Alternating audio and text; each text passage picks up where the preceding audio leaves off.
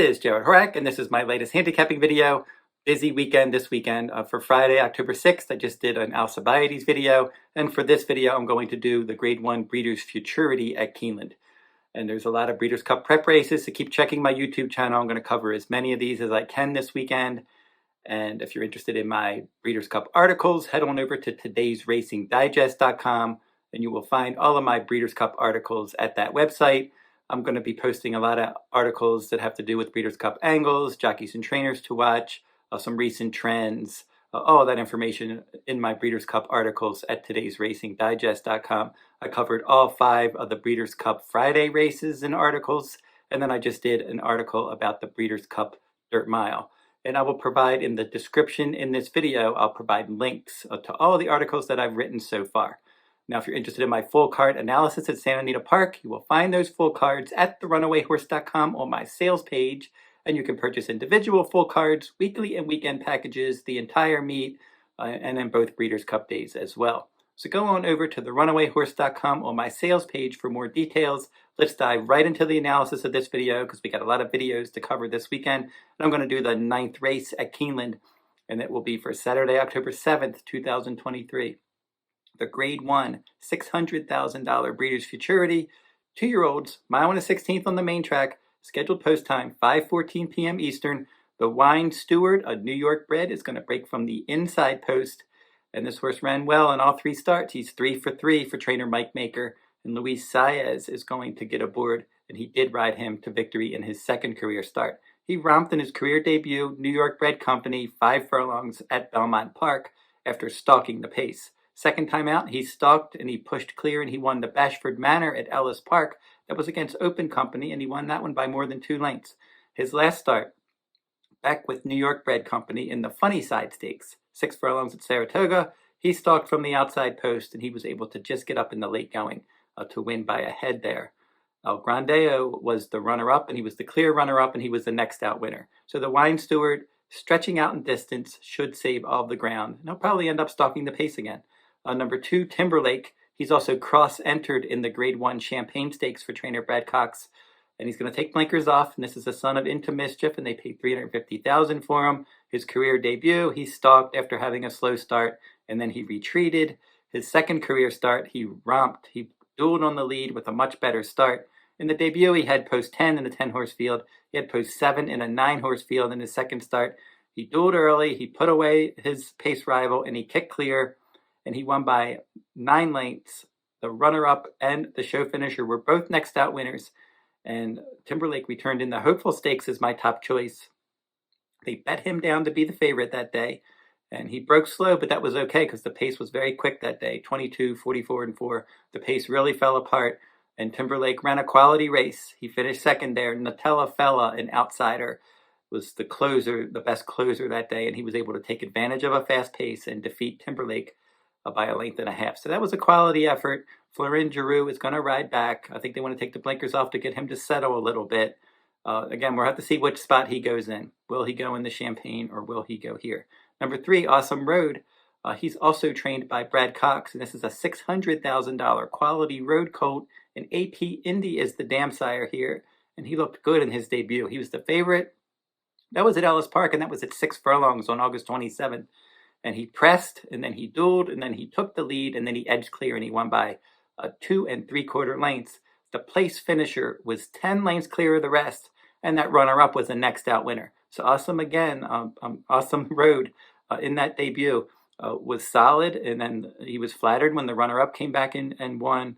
They paid a lot for him, good connections. Flavian Prat will ride, and I expect that he's going to be a contender in this spot. Baytown Chatterbox at 50 to 1 morning line looks like an outsider. He's just 2 for 5 lifetime with no place or no show finishers. He did have back-to-back wins at Horseshoe Indianapolis, his maiden win at 1 mile. And then at 7 furlongs, he won the Juvenile Stakes at Ellis Park at 60 to 1 odds. And then in the Hopeful, he was no threat. He was 8th in a 10-horse field. So he's going to have to step it up because he's just not quick enough on paper. West Saratoga, he won the Iroquois Stakes, the first Kentucky Derby points race. And this is also a Kentucky Derby points race, and it's also a win and you're in for the Breeders' Cup Juvenile. So in this race, in his last race, West Saratoga was able to win that Kentucky Derby points race After breaking his maiden when they stretched him out in distance at Ellis Park on August 5th. So when he was hitting the board in some sprint races, they stretched him out to a mile. He wired the field at Ellis Park, and then a one-turn mile at Churchill Downs last time in that Iroquois. He stalked, he took the lead, and he edged clear to win by a length and 3/4 at 12-1 odds. So this is a better field. They paid $11,000 for him, and he's earned $276,000. So he's been a good bargain purchase, but I think he's probably up against it in this spot. Generous Tipper for trainer Kenny McPeak. This is a son of Street Sense, and they paid $130,000 for him. He's had 3 starts with a win and a second. And after finishing 5th in his debut in a turf route, they switched him over to the main track. West Saratoga defeated him in a maiden race at Ellis Park. And then Generous Tipper came back and romped in a maiden race at Ellis Park at 1 mile by 7 lengths, battling on the pace last time as the favorite. So he's getting better for trainer Kenny McPeak, and he's going to have to continue to improve to defeat this field. Just Steel is next for trainer D. Wayne Lucas. This is a son of Justify, and they paid $500,000 for this one. And he's run 4 times with a win and a second place finish. He was up the track in his debut at Ellis Park. His second start at Saratoga, much better effort. He finished second that day after stalking the pace from an inner post. And then he drew post 10 in a 10-horse field in his next maiden start at Saratoga at 6 furlongs. And he battled on the pace, and he prevailed by a nose there. BU was second, and then BU's on the West Coast now. He's going to run an American Pharoah Stakes. Locked was the show finisher. Locked was the favorite in this race, and he came back and won his next start. And then Just Steel dueled on the lead from the inside post in the Hopeful last time, and he weakened to finish 7th. So he took all the worst of it in the Hopeful. That pace was quick. It was a pace that the horses that were up on that pace didn't hang around, and he was taking the worst of it after breaking 7th from the inside post and then rushing up and dueling inside and weakening in the stretch. So more comfortable post here. We'll see how far he wants to go, and he's going to have to improve his game. Northern Flame is next for trainer Kenny McPeak. This is a son of Flame Away, and they paid $425,000 for this one. He was 4th, beaten 17 lengths in his debut. Timberlake and West Saratoga were 1-2 that day. And then Generous Tipper defeated him by 10 lengths second time out. And then they cut him, they stretched him out. He went from 7 furlongs to 1 mile to 1 mile and a 16th at Churchill last time. And he was able to wire the field as the favorite in that race. He's meeting other speed in here, and he's got an outer post, and he's a 20-1 long shot. Locked is your 7-5 morning line favorite for trainer Todd Pletcher. $425,000 son of Gun Runner, and Malibu Moon is the dam sire, and Jose Ortiz will ride. And Just Steel and BU finished in front of him in his debut, but he was steadied at the start, so he was 10th. He was 11 lengths back, and he showed nice energy in the stretch in that 6 furlong race and a good education run to finish 3rd, beaten 3.5 lengths. Good effort in the debut. After that start and that 12-1 odds, he was bet down to less than even money in his second career start at Saratoga in a 1 mile race in a 10-horse field. And he broke right in the middle of the field in post 5, and he pressed the pace, and he just took over early, and he dominated. He won by more than 7. That was a fast race, and now he's going to have to overcome the outside post in here. But obviously, if he runs back to that last race or improves at all, he's going to be a tough customer. Locked is the one to beat in here. For sure. He's not going to offer a lot of value, but he's definitely the horse to beat. But he'll be my second choice. But my top choice is going to be Awesome Road for trainer Brad Cox. And I like that debut. I like that they paid $600,000 for this one at the Keeneland 2022 September sales.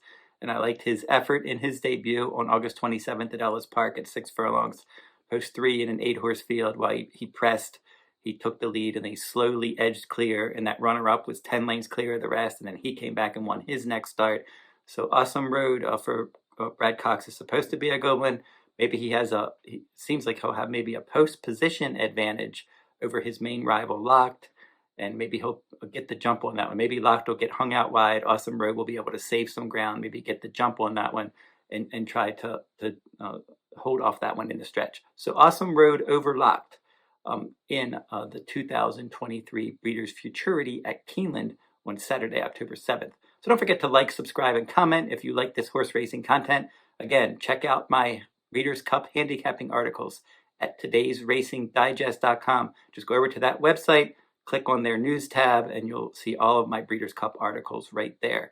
And again, for my Breeders' Cup full card analysis at Santa Anita Park, go on over to the runawayhorse.com on my sales page for more details. And you can also purchase my Breeders' Cup full cards at todaysracingdigest.com. And that will wrap up this video. Until next time, good luck at the races.